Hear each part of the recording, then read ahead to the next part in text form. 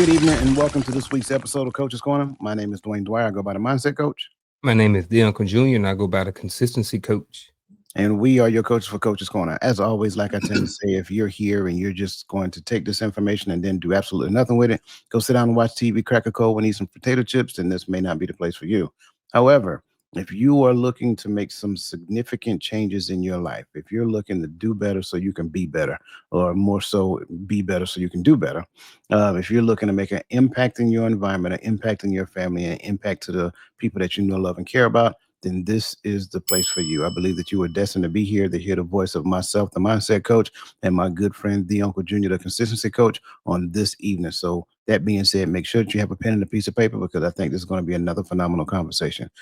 So, the Uncle Junior, the Consistency Coach, Yes, Mr. sir. C Square, how are you doing this evening, sir? I'm doing well. I'm Good. doing very well. School's out, so got a little more time on my hand to enjoy life. You know, just say this real quick. It's important how we live our day to day life. You know what I mean? What we do, the choices we make, the decisions we make, what we do with the 24 hours in a day is important. And it determines your mood. It determines your relationships. Is what you do with your time during the day is very important. So um, I know we can't necessarily control time.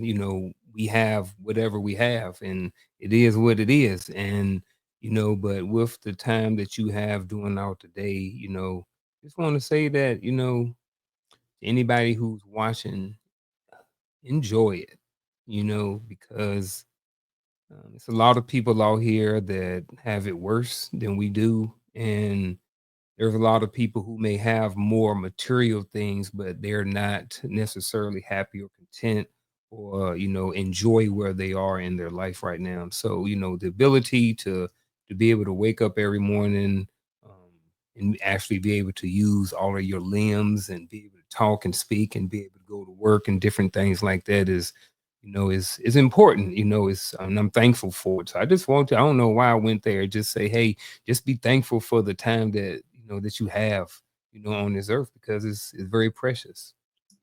Yeah, I definitely agree with that. Gratitude is a real important key to living, a real important key to life. Practicing gratitude on a day-to-day basis is extremely important. Mhm. It makes you appreciate things. It makes you appreciate people. And you're right. It's not so much as about material things. Like we think we've been through that stage when we were younger, right? I got to get this. I got to get that. I got to have this. Oh, he got those. I got to get those too. Like you've been through that, and you've chased that image per se. But once you get a little older and get a little more mature, then it becomes more important to appreciate than to collect, if you will. And I think that's where I'm at in my life. I appreciate things. I appreciate solitude. I appreciate quietness and things of that nature. But that's me. And I'm not saying that everybody should do that. But if you can get to a place where you can do that, I think you'll find that peace is a very important aspect of it. And peace may look different to other people. Right, I say it that way. Some people like the noise and the ruckus and the grandkids running around and bouncing off the walls and tearing stuff up and things of that nature. But that's just kind of like how I see that. Why do you mentioned, going through that phase. I went through that phase too of, wanting this, wanting that, a lot of materialistic things. Not I wish, but why do you think so many of us go through that? Like, why does it look like so many people had to go through that stage or they've been through that stage versus, and I know there are other people who bypassed that altogether and they just went, from the time they graduated high school or whatever, their mindset was already focused on the long term. Well, and I didn't get that. I don't know if I didn't get taught that, but why do you think we had to, go through that phase? You know what I mean? Because I wish, you know, not I wish, everything happens for a reason, but for lack of a better term, I wish I could have bypassed all of that stuff. You know what I mean? And in theory, it seems like I would have possibly been successful earlier, or I could have had more whatever. You know what I mean? You know what I mean? So why do you think we had to go through that? Mm, I think lack has a lot to do with it. Lack in Mm, your earlier years, not having, so when you get older, you want to have. I think another portion of it is kind of like what I said earlier. When you're young, you do a lot of comparison. You look at other mhm, people, you want what they got because it looks good on them. You know, it looks good while they're driving it. All of that great stuff. So I think all of that is available. I think, but for me, I think definitely lack plays a huge part of it. When you're younger and you don't necessarily possess things that other people have. Your family didn't necessarily have it like some of your friends had. Then it kind of puts something in your mind. And then, you get older and you say, you know what, now I'm working, I make my own money. So I'm going to be responsible for my own things. So, mhm, part of, and it's funny, we struggle in our younger age. And I wouldn't say struggle, but we vacillate between needs and wants. So it's like, mhm, yeah, we get all the things that we need, but let me get some things that I want in there as well. And then what you'll find is that some needs, some wants merge into the need category, yeah, right? And it's almost hilarious to me. Some people need a new pair of shoes every month. Some people mhm, need some clothes, new stuff in their wardrobe. So bad to where you can go in their closet and you can still see some items that got store tags on them that they never mhm, popped off yet because they just wanted it because they seen it. So I think all of that is available, right? mhm, Lack at an early age in comparison, comparing yourself to other people. yeah. Growth mindset probably has something to do with that as well. I think growth mindset had a lot to do with it. Yep, Speaking of which, absolutely. Speaking of which, speaking of which, before we get into it though, I want to make sure that I take the opportunity to again tell you how much I appreciate having these conversations. I greatly appreciate Coach's Corner because I believe that there's a lot that the audience can gain from the conversations that we're having. But just like I always say, it's not just us on stage; it's also the livest chat that's in the that's livest chat in social media. So we greatly appreciate you guys. We value you. As always, make sure that you're sharing your perspective. Make sure that you're asking questions. Also, make sure that you hitting that like button. Also, if this is your first time joining us, make sure that you look in the lower right hand corner of your screen on YouTube. Identify that YouTube icon, put your cursor over top of that, and then click the subscribe button. Don't just stop there. Go to the notification bell, click the drop down beside the notification bell, and select all. That way, you know every time we go live on this channel. So, that being said, do we have any other thing we need to kind of discuss um, first? I think that's it, man. I think we done, just basic housekeeping. Tuesdays here, Fridays, Hearts of Men, Power Perspective podcast, Hearts of Women, all those different things, So just keep checking back in with us for more information. Absolutely, absolutely. And Crystal Everett does a fantastic job of She keeping us does. abreast of what's going on. So make sure that you guys are watching the chat because she's putting it in there. So Shout that out to being Miss Crystal Everett. Shout out yeah, to her. yeah, shout out to everybody in the community, Everybody. first of all, right? But we greatly appreciate you guys who are like it's a system, right? Hmm. Everybody has their own piece and they own it. And that's why I greatly appreciate it. I try to make sure I keep my hands out of it as best I possibly can. And Hmm. they want to ask me, say, hey, what do you think about this? Go with it. Just go with it. Yeah, Do it. you got it. Own it, do it. If you don't damage anything, anybody. That's Yeah, all. I ain't worried about the things. I'm worried about the people. Don't damage the people. Right. yeah. So, all right, so let's get this party started here. Do it. What if I told you that the greatest threat to your team's potential isn't lack of talent, but an excess of it? Picture this: a world where every conversation at work, yes, even the awkward ones, becomes a launch pad for breakthroughs, where failures aren't feared but ritualized, where the quietest voice in the room holds the key to your next big innovation. Right now, teams everywhere are stuck in a growth mindset limbo. They're talking about curiosity and trust, but still measuring success by hustle culture's tired playbook. The results: burnout, stagnation, magic snuffed out by but before it can ignite. But what if we rewrote the rules? In this episode, we're tearing up the script. We'll expose why even the most well meaning leaders accidentally sabotage growth, how psychological safety's secret weapon isn't comfort, it's conflict, and why imposing restrictions like banning meetings might just unlock a revolution of creativity. We've got data backed secrets from companies doubling productivity by betting on human potential over grind culture. You'll leave with tools to turn friction into fuel, stagnation into rocket fuel, and ordinary teams into legacy building ecosystems.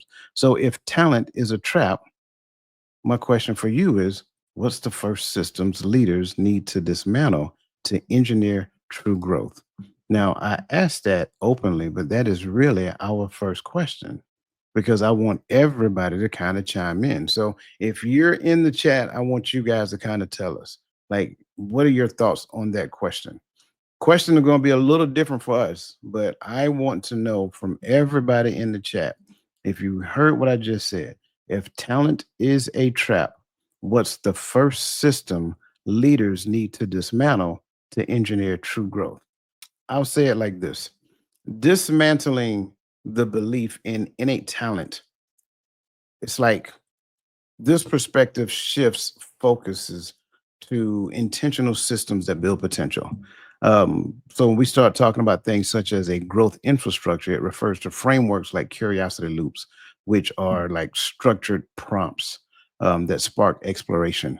You look at things such as feedback rituals, which kind of normalize daily feedback or like feedback exchanges and small wins, like identifying small wins. When I used to do like multi-level marketing years ago, one of the things that one of the phrases that they coined is like, um, what is it? CAW, celebrate all wins. Studies have shown that organizations fixated on talent create rigid hierarchies that stifle innovation.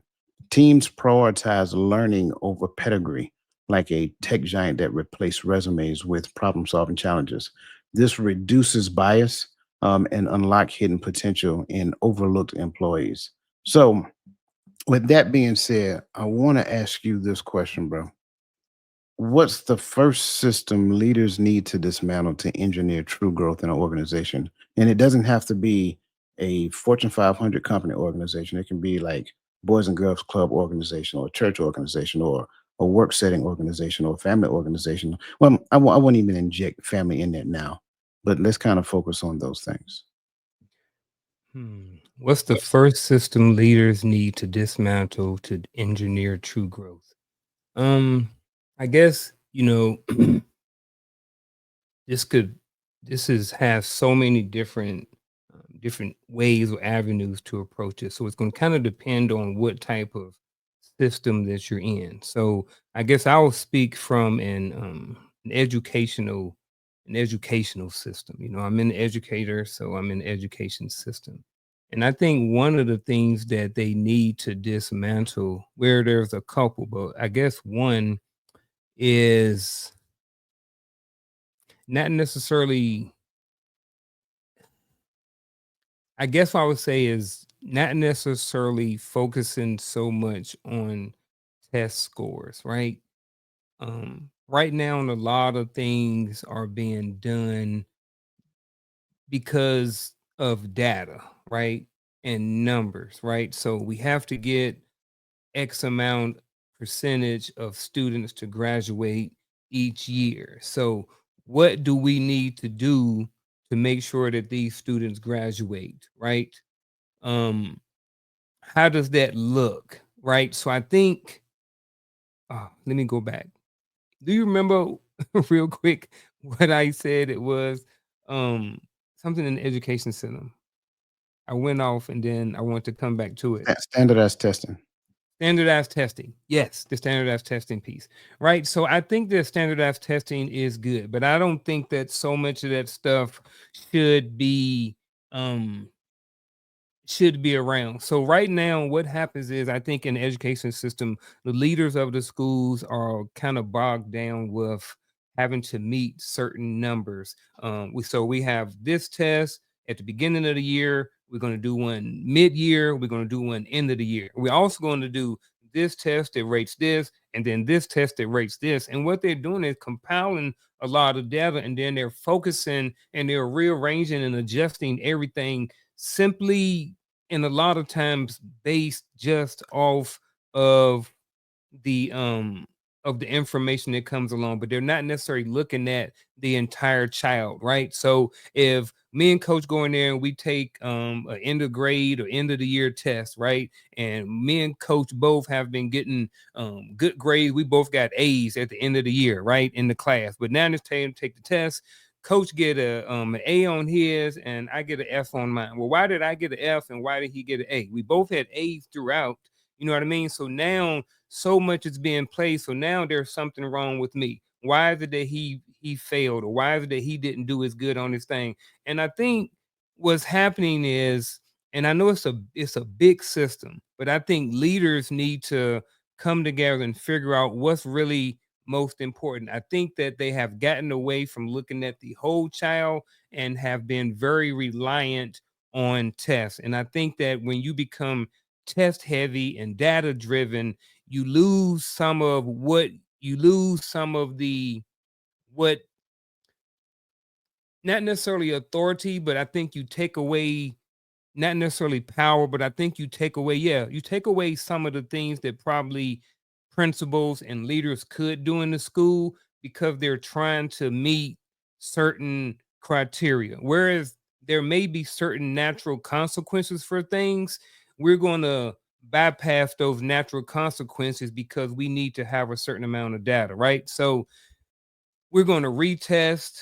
You know what I mean? If, like when we grew up, you got what you got and it was what it was. But now things are different because they're having to meet these data points. And I think that it's stifling leaders from really being able to really lead the way they want to, because a lot of stuff is tracking data and information. So I just think not necessarily that they need to get rid of or completely dismantle, but I do think that the education system, when it comes to holding leaders so accountable for test scores that come out of their school, I definitely do think that it needs to be revamped. And I think if it's revamped the right way, you empower your leaders in the education system a little bit more. And I think you honestly may get actually better growth from the students. So that's just my personal opinion about the education system.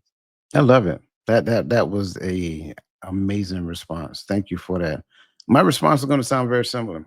Hmm. Um, I believe when it comes down to it, because if you think about it, one of the common things that tends to happen whenever a new leader takes over an organization and that organization has been struggling, the first thing they tend to do is go in and fire the leadership, Yeah. right? Well, it's a reason why they do that. They don't necessarily talk about this a lot, but the reason why they get rid of the old leadership is because they're literally operating off of like outdated systems, and those outdated systems that I'm talking particularly about is the system that is stuck between their ears. A lot of them are operating off of outdated information, unconscious biases, things of that nature, and so it becomes the leaders ultimately that stifle the growth of the organization, not necessarily the organization that doesn't want to grow. And so when you consider like some of the things that you need to do when it comes down to engineering true growth, like it's like imagine like a person's mental model that prioritizes short-term efficiency over long-term adaptability. And every decision they make will often be rooted in or reflect some sort of bias. And that is an issue because ultimately they struggle. It kind of goes back to what we talked about last week. Ultimately, they struggle because they can't see outside of the things that they already have in their mind.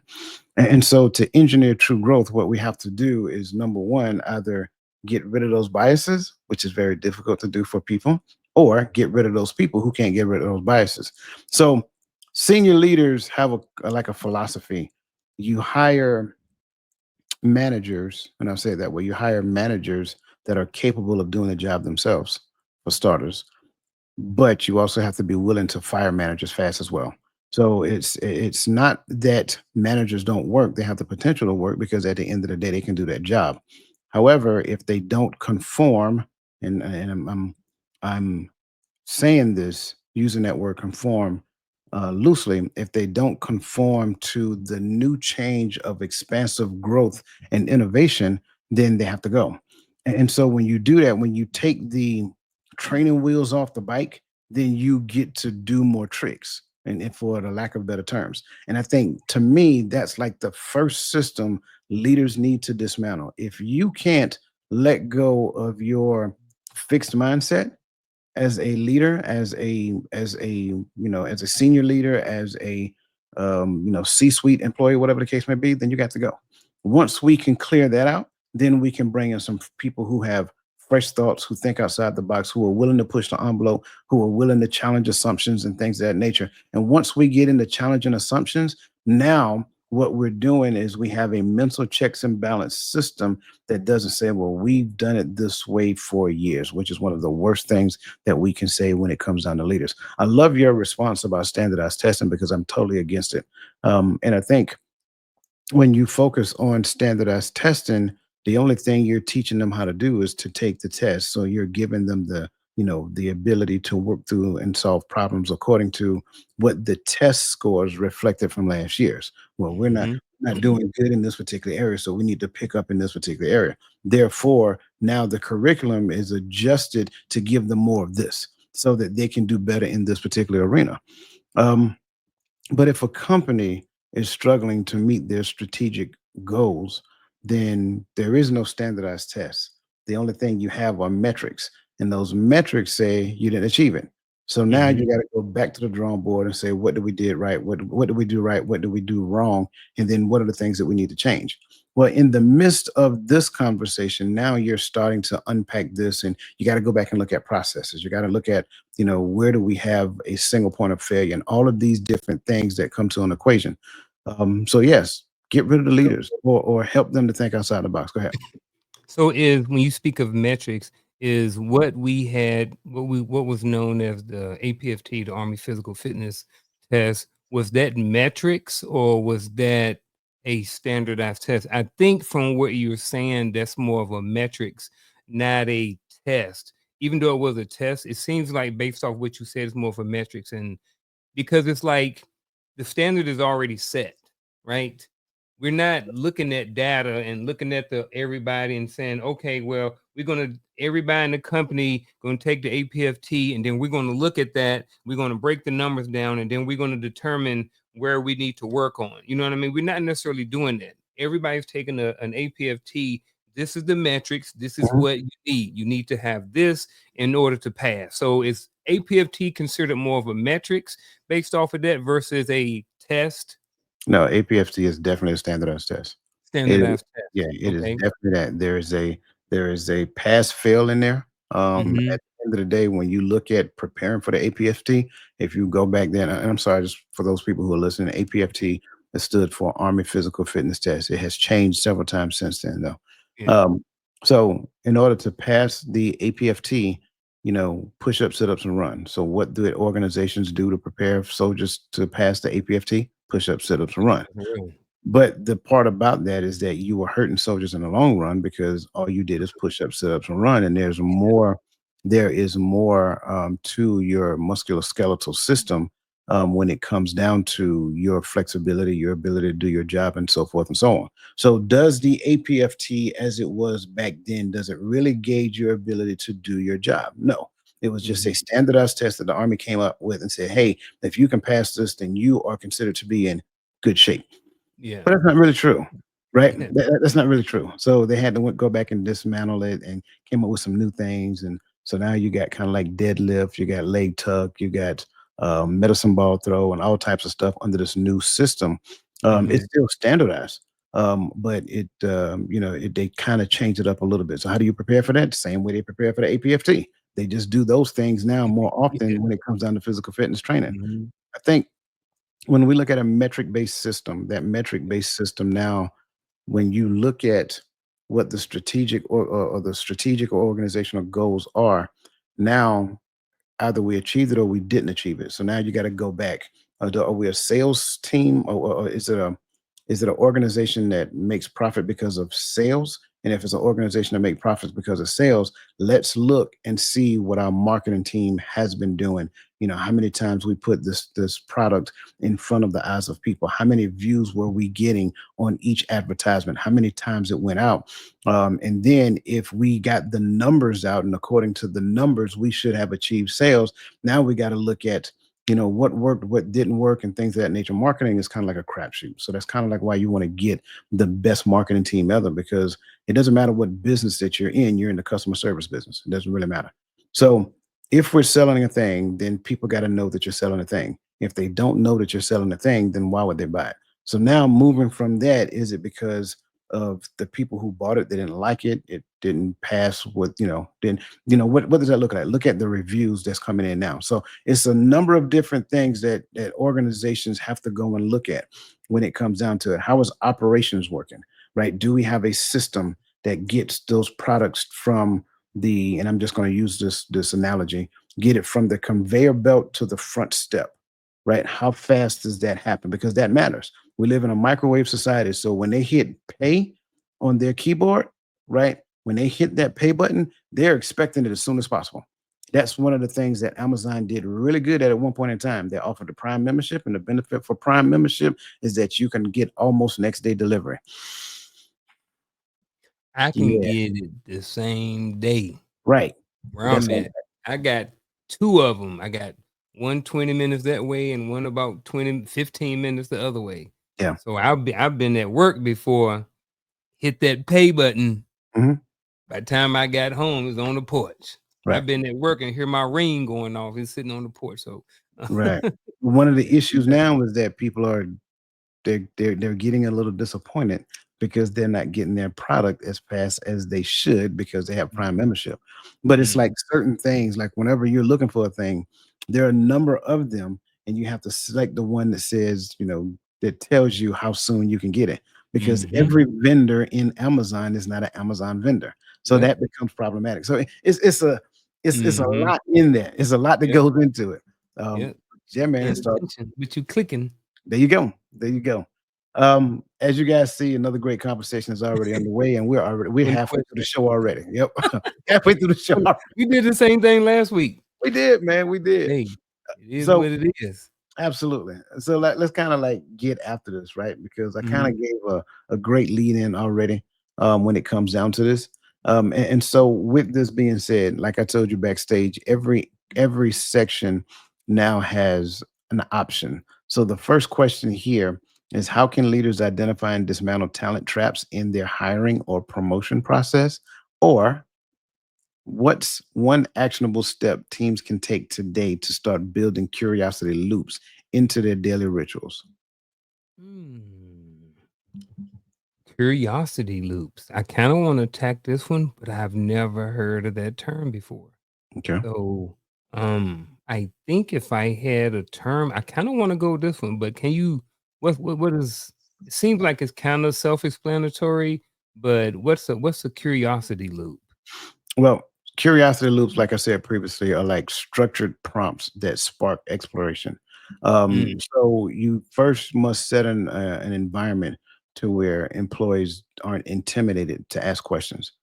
So what you're doing is you're nurturing questions, you're asking questions, you're prompting certain things. You as a leader, you're asking questions about how can we do this, and let me get your feedback, and so such and so forth and so on. So those leaders are the leaders that don't believe that they're the smartest people in the room, and they're soliciting feedback so that they can improve processes. so I'm not a big person on rewards. Mine like get to work, do your job. You know what I mean? Your reward is your paycheck, right? But however, I understand that everybody doesn't think like me, and sometimes when you're building a team, everybody on the team doesn't necessarily think that way. So I think an actionable step that teams can take today to start building curiosity loops in their daily rituals is some sort of setting aside some sort of time so people can be curious. And what I mean by that is having some sort of structured, not question answer type situation. Um, as far as what's going on with the team. Create and I don't want this word to be used watered down, but like create a safe place. You know what I mean? Where a team can come and share and talk about certain things. I think that when you become more of a team member, you naturally become a little bit more curious about certain things when you feel like you're a part of something.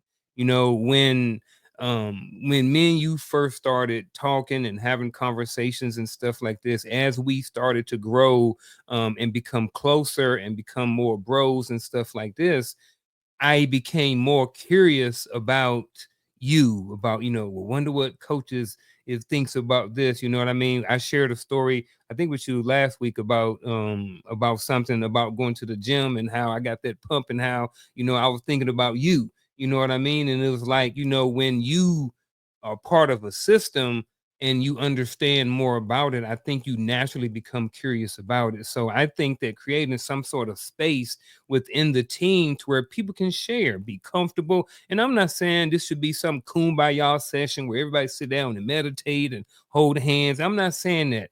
It could be a team potluck. You know what I mean? It don't have to be anything big. It could be say, hey, you know what? It's pretty much any type of team building exercise.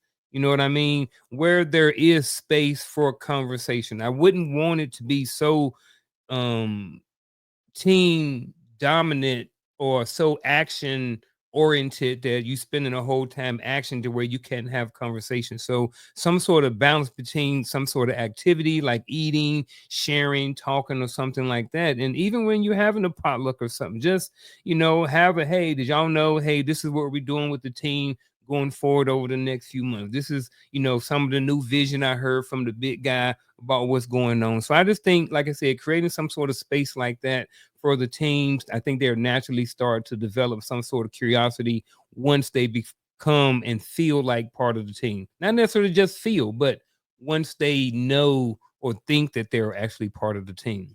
Yeah. This kind of reminds me, and I'm gonna go with the other question first. Hmm. This kind of reminds me when I was a hiring manager. We used to have interviews, and when we did interviews, we had an interview panel. Now, I was not always skilled in what I was hiring for, but I was hiring for a good fit for the team. They were looking for the best talent. I was looking for the best fit. So that's how the panel worked. And it was good. We interviewed some people to where they were telling me, thumbs up, let's get this person right now. But when I had my questions, I was like, no, no, and no. Because even though that person had all of the qualifications and they were talented, in my opinion, they weren't going to be a good fit for the team. But on the flip side of that, we also hired some people that did not have the best talent, but I thought they would have been an awesome fit for the team. And one bit me. Out of all the people I interviewed and all the people I hired, only one bit me. And then that person was just, it was just wreak havoc.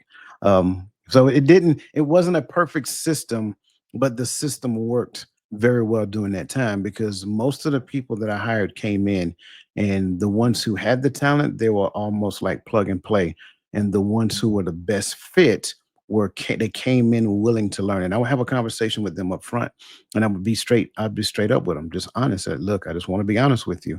I know that you are not the perfect fit talent wise. That's okay. I believe you can learn it. And so, with that being said, I want you to go in. I want you to have the best attitude, look to add value. I'm trying to tell you, add value from day one. Always be curious, always ask questions, always figure out how to do things. And then, like I said, a majority of them actually did a very good job with doing that.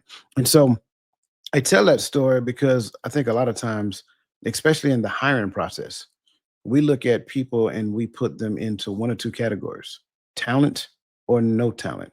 So that binary thinking can kind of come back and hurt us in the long run because, like, the ones who don't have talent, I mean, well, I won't say the ones who don't have talent, but for the ones we have labeled that have talent, we automatically label the ones that aren't as talented as the other ones as people who don't have talent, and that can be problematic in the long run because that kind of creates a thing in your mind.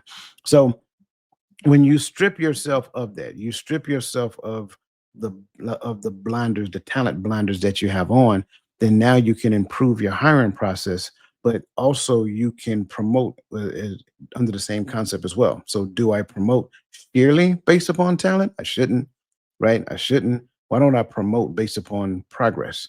If I promote based upon progress, now that's something different. So that means that some people may get promoted that may not be the best talented people on the team, but they may be the most people oriented people on the team, and they know how to bring the team together. And so I think that's one thing. Um, when it comes down to these actionable steps, I love what you said because I think an opportunity opens up, and that opportunity kind of helps me to realize that we can dedicate like 15 minutes. So if we kind of have like these wonder window exercises to where they're like 15 minutes where teams don't share answers, but they just come with questions. And I think if we do that, like if we just have a question session, just asking questions, and then some leader in that room is capturing all of these questions, then that kind of creates opportunity from solving some of the biggest problems that we have in an organization. It's like going back to the John Maxwell book, like good leaders ask great questions. Well, some leaders don't know the questions to ask because they don't solicit the questions from the people who are actually doing the work. So if you have an opportunity to get questions from them, like and tell them straight up, we're not going to try to answer the questions now. During this 15 minutes, all we're doing is asking questions. And these questions can be anything pertaining to processes. These questions could be anything to, when it comes down to research and development, product innovation, all of these things are available. Even the work schedule is available to ask questions about. If you ask those questions and then leaders get together and then come up with answers and solutions for these questions and then come back to the table later and then show the team that you put forth the effort to answer those questions, I wonder what that would actually do to the team overall. Just my thoughts. Probably help improve it some. I think, in my experience, teams always work better the more team minded everybody on the team was. I remember back in when I was a young private, our squad, I was engineer first, and we was in Colorado, and we was third platoon, and we was called third herd, and we all took pride in it. We all had, matter of fact, man, what did I do with that knife? I got a knife that I had that's very similar. I don't know, one of them Gerber knife. I just had it up here. I don't know what happened to it, but we all had this one Gerber knife. Everybody in the squad had one. We take it to the field and we pop it out, and they little fake shank things and stuff like this. But we were a good team. We worked hard. We competed. We had fun. Some of us got in trouble, all of those different things. But like, you couldn't say nothing bad about Third Herd. Like, you had to mess with all of us. You know what I mean? Like, it was me. If they listening, me, West, nah, we was like the main three right there. We was like privates and E4s and stuff like that. So shout out to West and my guys right That's what I'm talking about. It's research shows that psychological safety plays a mediating role there. in learning from past failures. And I think within every person is curiosity, but over the years, that curiosity has been stifled. So, what organizations have to do is find a way to, like, you don't have to create curiosity in the organization. You just have to figure out how to unleash it. Once Mhm. you figure out how to unleash curiosity in the organization, it's an awesome thing, I believe, to have everybody in the organization be curious. So that's just kind of like my thoughts on that. Um, Psychological safety is a dirty little secret. It's not about being nice, and I know that might strike some leaders. You know, it might strike a little shock in them real quick. Um, Mhm. Safety isn't comfort, it's clarity. True psychological safety requires productive friction, conflict designed to challenge ideas, not people. And it's interesting because I remember this is probably a couple of weeks ago, and I said, when it comes down to parenting, I think parents need to do a better job of creating conflict within their children. And what that does is it helps them to get to the point of solving problems. And Mhm. so when you don't create organized conflicts for them, then what ends up happening is that the world has to do it for them. instead. And I think what happens when we do that, not just as parents, but now as organizational leaders, it's when you have like organized conflict or like conflict simulations, um, and like failure, what's it called? Failure postmortems, right?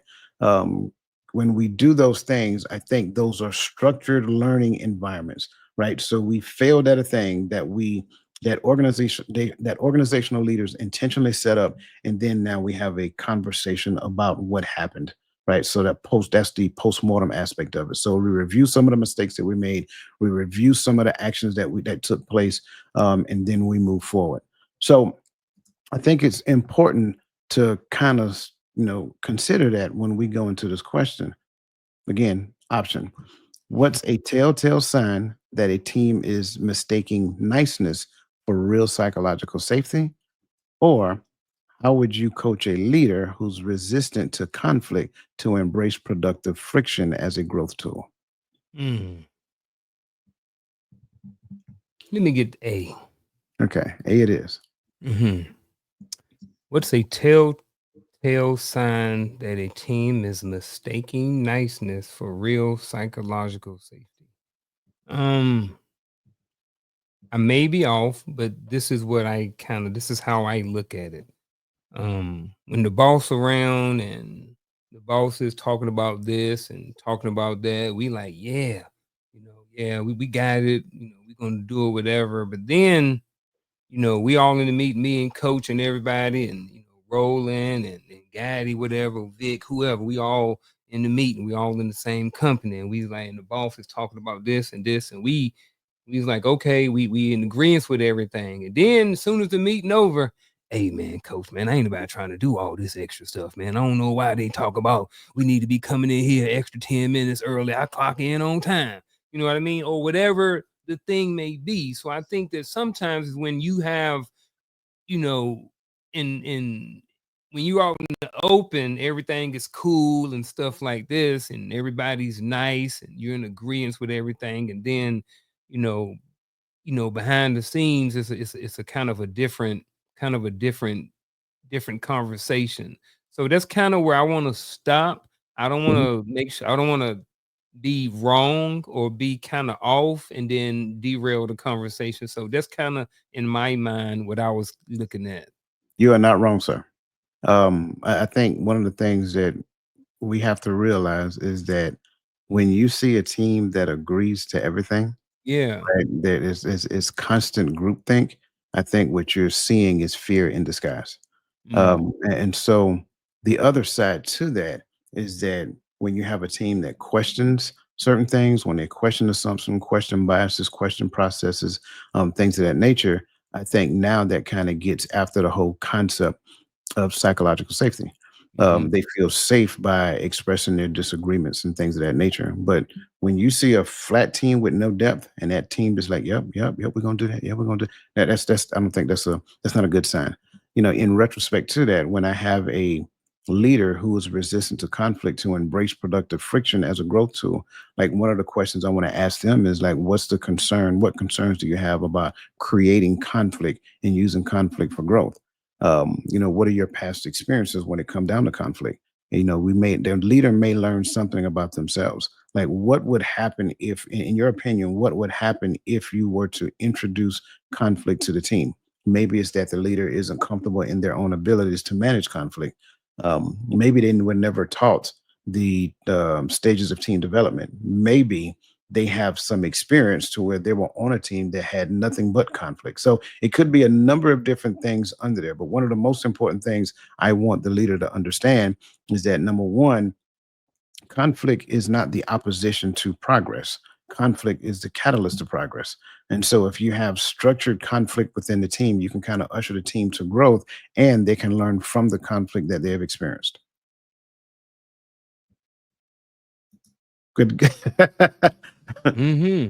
Yeah. I mean, I just think we overall we both did. I think that was both was good. You kind of Mhm. confirmed that I was on glad path with that information and Yeah, stuff like man. that. So I just took the time to when you were speaking to listen.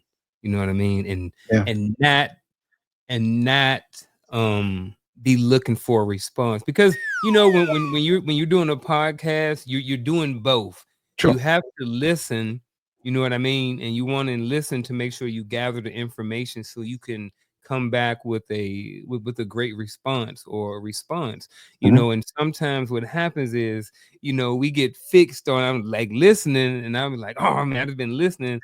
Sometimes I just like listening, Yeah. and I think the good thing about us, the good thing about having your own, you know what I mean, is that Mhm. you can adjust. You Yeah. know what I mean? Yeah. So we both learn up here at the same time, and I think sometimes I just listen. I value, the words that come out of your mouth and stuff like that. So sometimes I just get stuck. I ain't the chat. I don't just get to sit and listen and Yeah. Yeah. absorb Yeah. and Yeah. listen all the time. So sometimes I find myself just listening. No, you're good. You're good. And I appreciate you saying that.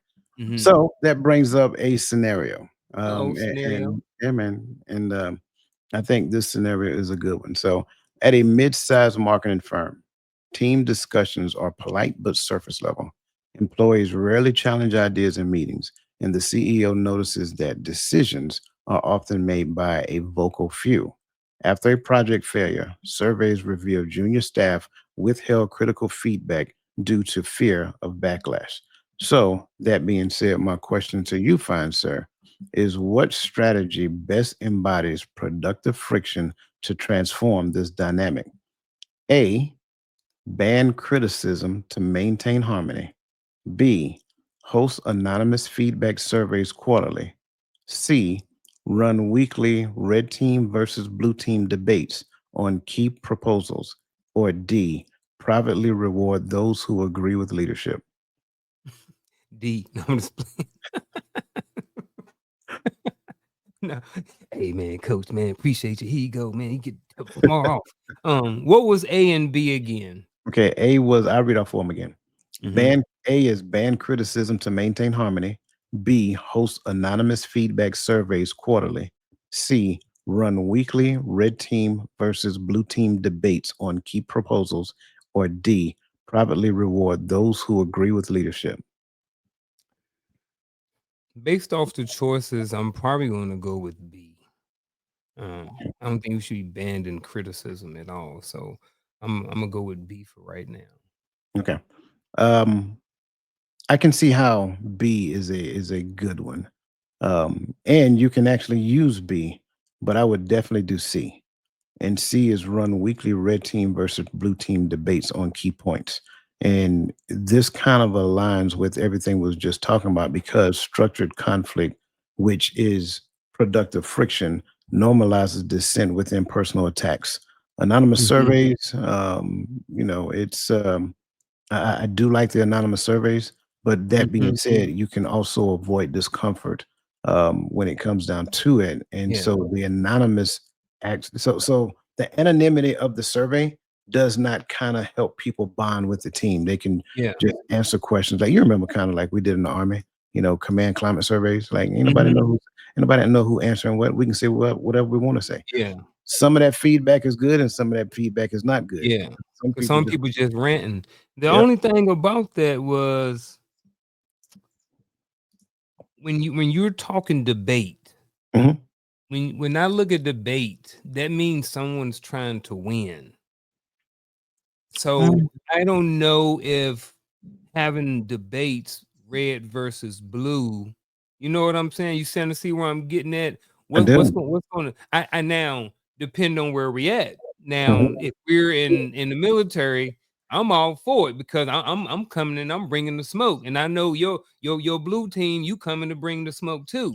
So Right. I think in those situations it'd probably be good. But as an educator, I'm trying to look at the red versus blue debate and see how that's going to go. Who's organizing and managing and running this debate? Yeah. Because I can see how debate in education could get real out of hand. So I guess for me to kind of understand why red versus blue debates are good, I kind of need to see what that looks like. What does Yeah. a red versus blue debate look like? So we have a very interesting perspective of debates because debates aren't Mhm. done properly, right? Um, Mhm. when we generally do a red versus blue, it's generally because we're testing a thing to see how efficient it is. So it's not, as we've seen on TV, it's not these two people going at one another. Okay. It's these two people testing a thing to see if it can stand up to the rigors of the challenges that the other team put in.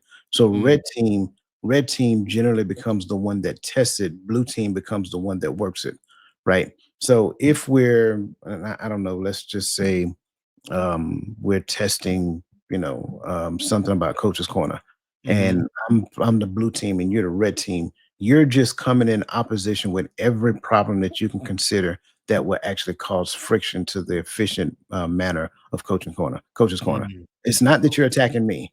And okay, so generally there's somebody who referees it as well, somebody who oversees it and things of that nature. That's the effectiveness of the debate. And again, as long as everybody understands it's not personal attacks, it's making sure that we're testing the system, then it works out really well. okay, so it's about the thing or the system and not necessarily the red against the blue. Okay, Exactly. that makes a lot more sense now. Yeah. I get it, I get it. No, that's I'm glad you did that because I'm sure that there's several other people who've never experienced what red versus blue look like. And Yeah, it's they my do it a first time. lot. No, you're good. They do it a lot in the tech industry as well. So if I'm creating some type of, security, like cloud-based security, then somebody will play red team, and what they'll do is they'll find different ways to attack my cloud-based security. And then one of the things I get the opportunity to do is identify gaps in my security protocols. So now I can take notes, and so these are things that we can go back and fix. And that's what makes this so vital. I get it, I get it, I get it. You are the man. Okay. Hmm. Reverse engineering stagnation, why growth mindsets backfire and how to fix them. I think this is key because growth mindsets fail when teams engage in like performative learning. It's like check the boxes without behavioral change. And so the way that we combat stagnation, we do it with what we tend to call neuroplasticity hacks. So tactics like micro failures, like low stake experiments and pitching bad ideas and error tracking dashboards. These rewire brains to crave progress over perfection. And so it's interesting because if performative learning is the silent killer of growth, then we have to come up with ways to diagnose it. So, first question, sir, is what red flag indicates a team is stuck in a fixed mindset drift, even if they say they value growth? Or how can managers reward unlearning without making employees feel punished for past mistakes? I like A again. Okay, we'll go with Red A. flag. Red flag. What red flags indicate a team is stuck in fixed mindset drift, even if they say they value growth? I think one red flag may be you can look at morale. You can look at productivity. Maybe the productivity has went down.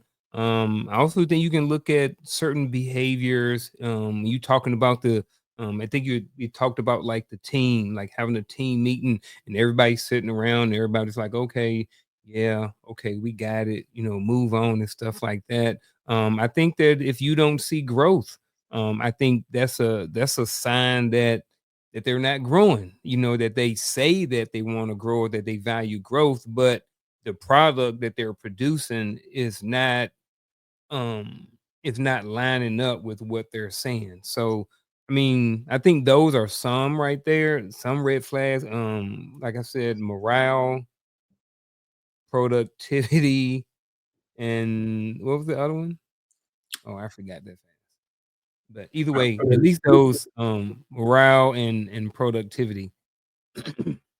I like Yeah. it. I like it. I don't disagree. Um, I think we like to talk about a growth mindset a lot, Mhm. um, but I think if we are in a place to where we talk about a growth mindset, but we sanitize our failures, then is that really and truly a growth mindset? Because true growth mindset, a true growth mindset concept means that we celebrate both successes and failures, and we use failures as like um, kind of like a catapult, to go back and become more successful moving forward. But I think the other side to it is that part of this process requires me to unlearn what I used to know.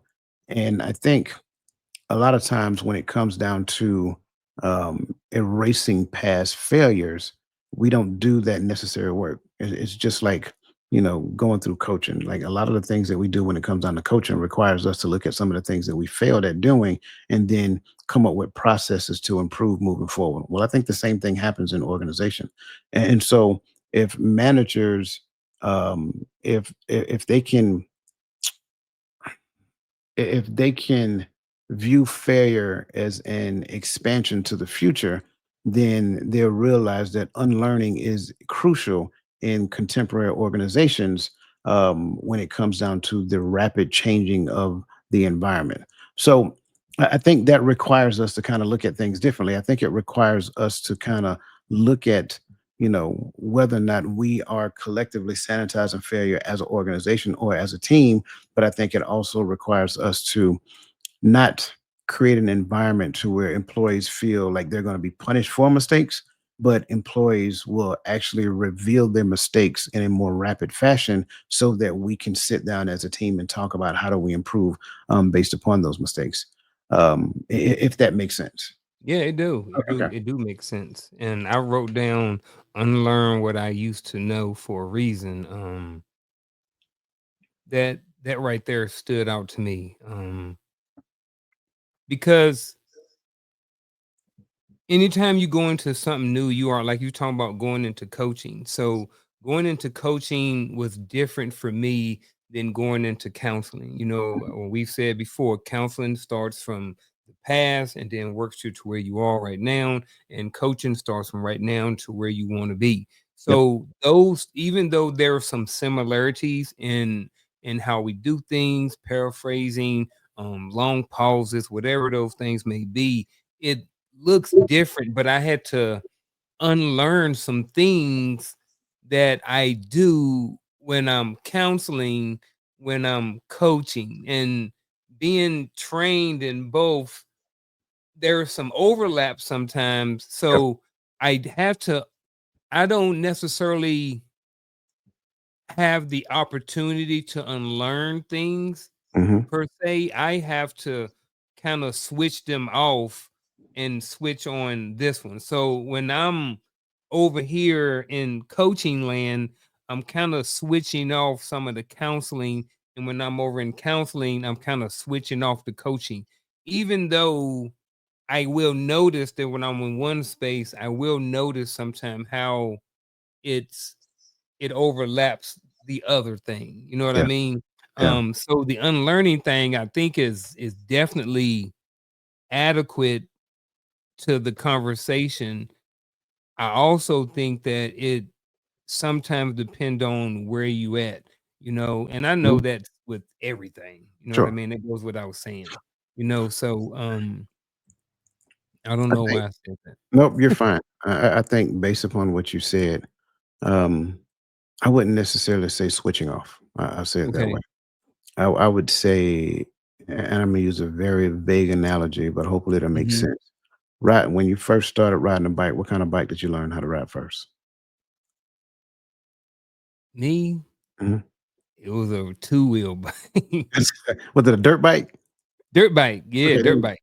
Right. So I think everybody starts off on a dirt bike because Mhm. it's kind of lower to the ground and it Mhm. kind of gives you more control over it. But then when I first learned how to ride a 10 speed, I couldn't ride a 10 speed like I ride a dirt bike. At least Mhm. not yet. Yeah.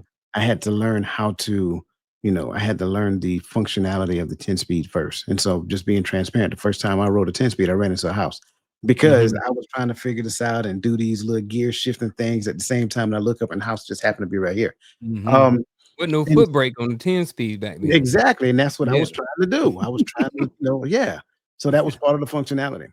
So it's not like I ever had to unlearn how to ride a dirt bike to learn how to ride a 10 speed. I had Mhm. to learn how to ride a 10 speed and then identify which environment that I am and that I'm in so that I can so I can know which skill set to use. And I think that's Mhm. the same thing when it comes down to counseling versus coaching, right? Mhm. You can still be a great counselor, but then recognize that you're in a coaching environment and use the coaching skills but never have to unlearn the counseling skills, right? Mhm, So it kind of goes along with what you're saying, but it's not really turning it off. It's just more mhm, so recognizing the environment and what skills I need to present at that particular point in time. mm, And here's the best. Here's the other side to it. When we do it right, I'll say it this way: when we do it right, my counselor is still in the background.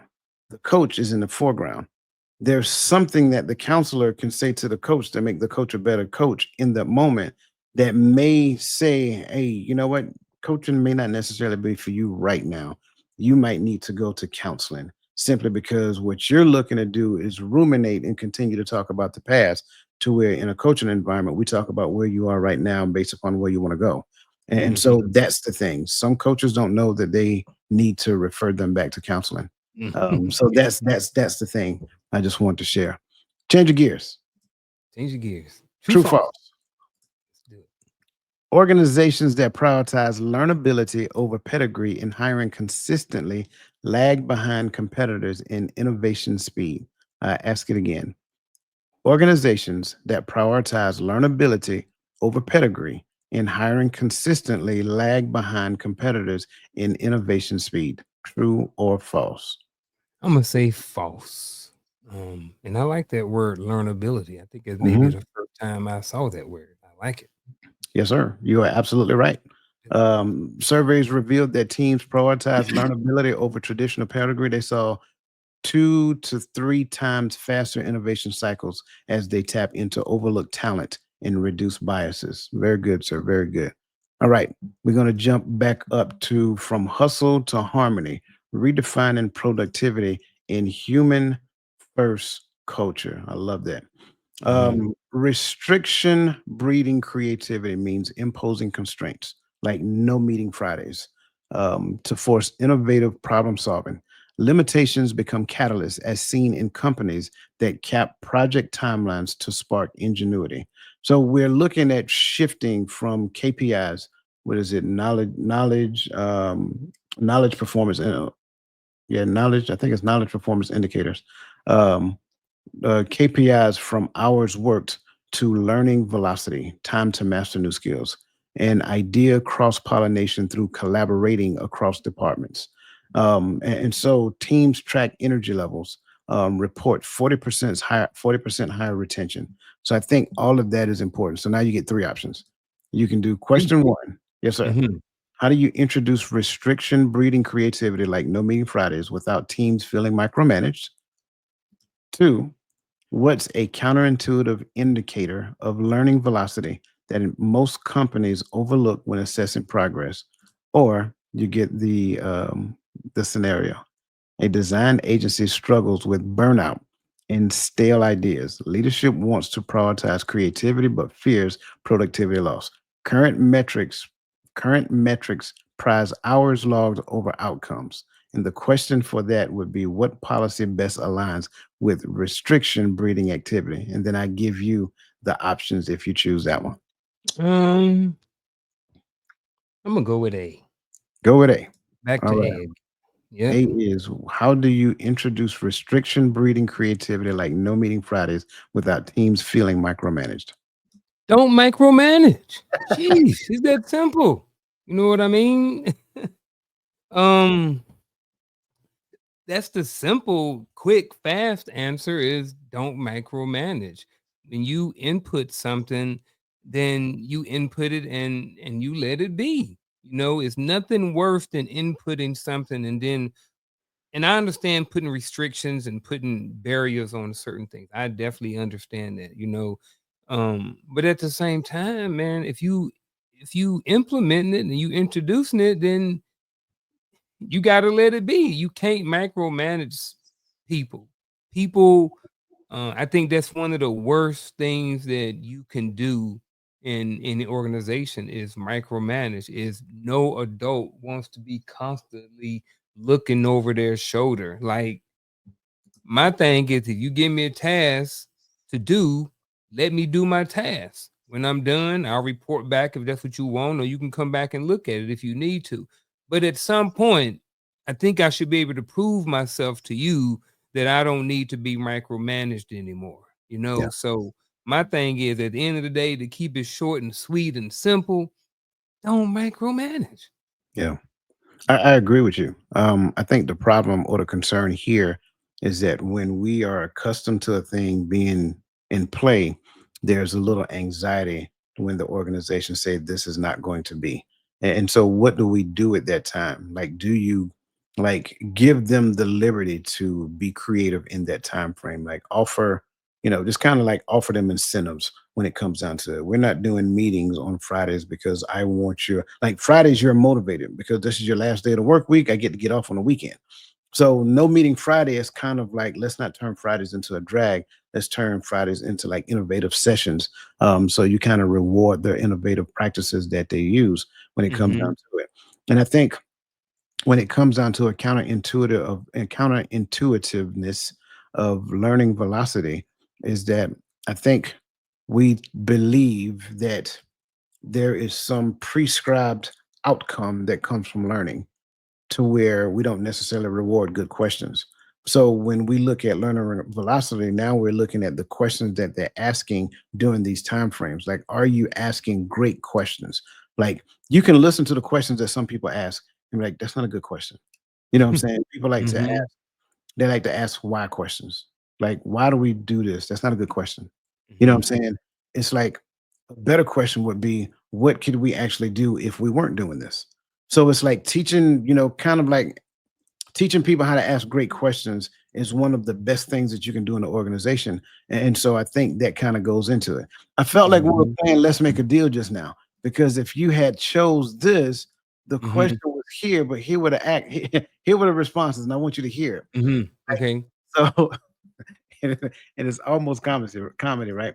So which policy best aligns with restriction breeding activity? A, enforce a no meeting Tuesday rule to free up to free up to free up deep work time. B, require employees to work weekends until projects are finalized. C, track mouse movements to ensure active screen time. And D, offer bonuses for the most overtime hours. I think you already know B. the answer to that one. B. No, it's not B. B. It ain't B. Uh-uh. I Look, know look. A. Okay, I'm about to say. That's why I said I felt like we were playing Let's Make a Deal at first. Yeah. All But right, I mean, them Saturdays work well too. man. Absolutely You not. see, yeah, not no more. It don't work. It don't work in these days. I bet they don't do stuff like that in the military no more. Could Because you I mean, in the imagine? military, they're like, you can't do this, but you can corrective train a soldier to death. Right, right. Could you imagine working in an organization where they monitor clicks? Like, wouldn't that Man, be like nerve wracking? I I mean, think some of them do. I think a lot more companies are doing that now versus back in the day. And I think there were some companies doing it back during COVID and stuff like that.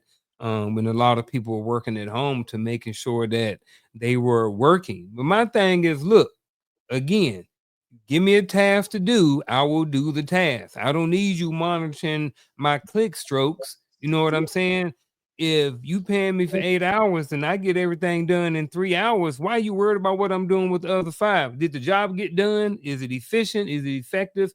But then that goes back to the whole collecting the data and looking at the data and making adjustments based off of that data. But yeah, I don't need you. I don't need to be working for no company like that. But at the yeah, same time, I ain't doing nothing anyway. So, and I'm gonna do what I'm gonna do on the phone. If I want to look up Timu on at the computer, then I'm gonna do it. If you gonna fire me for looking up Timu on my lunch break because I'm trying to find me some cheap Jordans, then it is what it is. killing me with the Timu. Killing me with the Yeah. Timu. I ain't never ordered nothing off Timu. Straight micromanaging, man. That's what that is. Fake micromanaging. True or false? Imposing constraints like no meeting Fridays stifles creativity by limiting collaboration time. False. False. False. False. False. It is Yeah. absolutely false. Mhm. That one was a gimme. Okay, But I do like no meeting Fridays. I do like no meeting Fridays as well. I I think do. that's one of the worst days to have a meeting because everybody's ready to go home, especially if you have it in the evening. Yeah, Hey man, 1500, we having a meeting. Bro, no, no, no, no, no. Because everybody's ready to check out in an hour. So absolutely. the worst time to have it. I think we meet too much, to be honest with you. I agree. But hey, everybody don't need to be in the meeting. So I think we need to regulate the meetings that we have and then regulate the target audience for the meetings. Just my Yes, thoughts. Okay. absolutely. Last point, the silent language of growth. Three unspoken signals that outperform motivational speeches. Growth is not, or I'm sorry, growth is silently reinforced through nonverbal ecosystems. Rituals like temperature checks or failure celebrations can kind of help organizations understand where they are within the growth of things. Design environments where body language, virtual cues, and shared rituals speak louder than mission statements. Neuroscience reveals mirror neutrons sync faster in trust-driven teams, creating organic accountability. A remote team's 300% engagement surge came from virtual high fives for honest mistakes, proof that culture is built in whispers, not speeches. So, that being said, again, options. What's one subtle nonverbal rituals teams can adapt tomorrow to start signaling safety and growth? Or how do you translate mirror neuron alignment into remote or hybrid work environments where body language is less visible? I'm gonna go with A again. All right. So for this one, this may not apply to most people listening here. This is a shout out to my teachers. All right. So I saw this a couple of years ago. I don't know if on TikTok or some social media, and I saw it.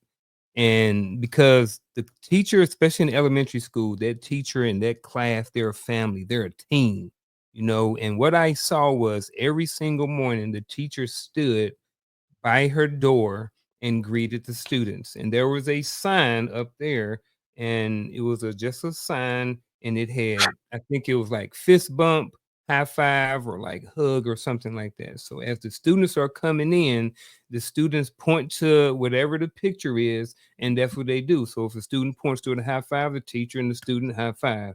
The student points to a fist bump, then they fist bump. So I think that is something. Now, how that translates over into your home or to your job, I don't know, but I think we have a smart enough chat, or we have a smart enough audience that can probably figure out something similar that would work in the home and or the workplace. So for some reason I went straight to trying to help out the teachers with this one, but I just think that, like I said, I think that some sort of I don't know. But I just think, you know, from as a teacher and a classroom level, I think that could be something that could be good. Yeah, Um, I sooner agree. than sooner I than thought later. I thought you was gonna start singing the song, "Give me a high five," stuff Oh like yeah, I remember that too. yeah, yeah. The Yeah, Wayans brothers. yeah, the Wayne's brother. Yeah, you're absolutely right though. But you can do the same thing at home. Like you say, you don't know how that translates. You can do it in the Mhm. home. You can give your kids high fives, right? Yeah. For the awesome job that they did if they took initiative to doing a thing or something of Mhm. that.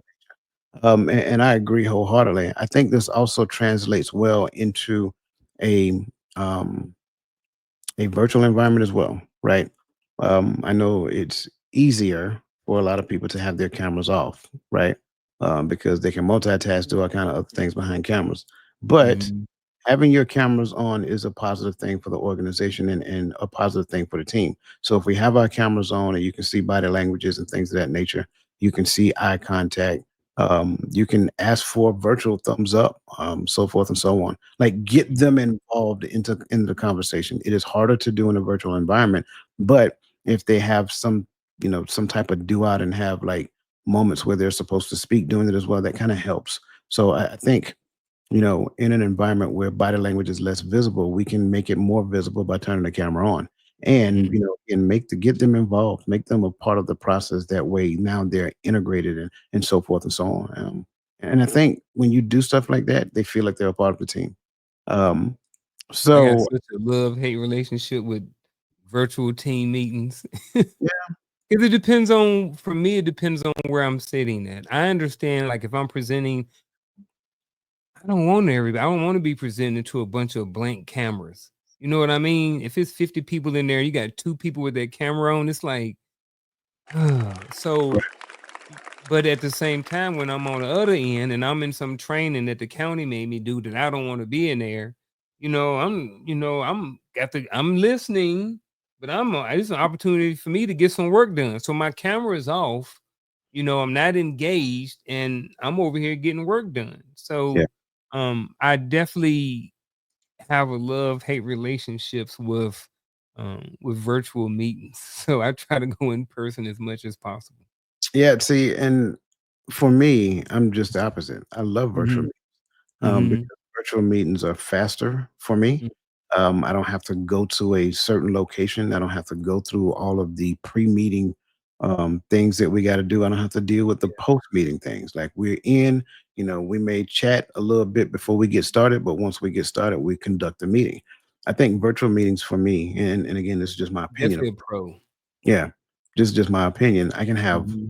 I can I can, and I don't want to use the word control, but yes, I can have more control in a virtual Mhm. meeting if I'm running a virtual meeting than I can in a face-to-face meeting. Not that I can't control a face-to-face meeting, but a virtual one is easier.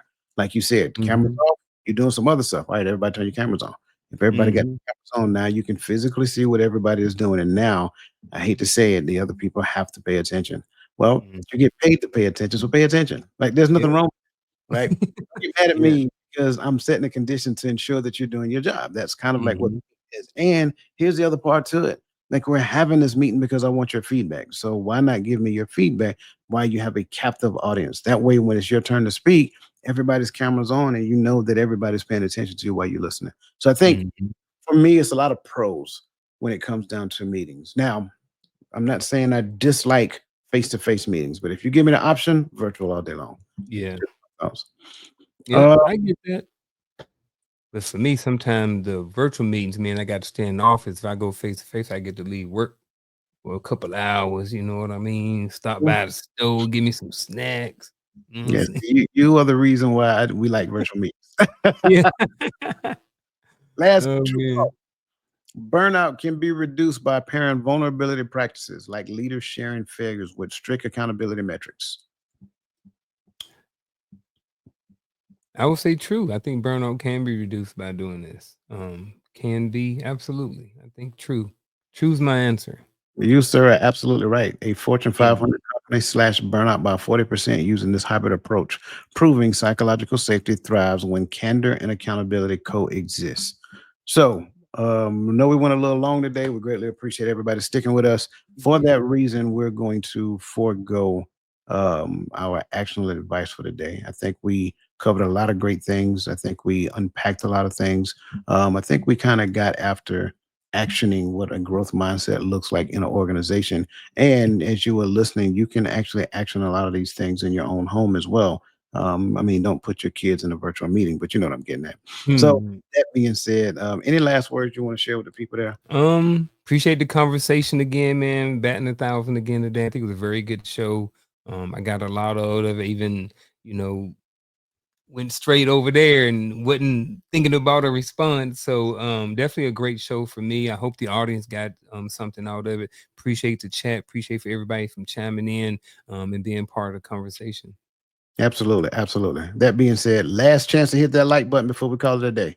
Listen, we greatly appreciate you. Have a great remainder of the rest of your evening. And as always, let the best version of yourself be a blessing to somebody else. And we will see you next week.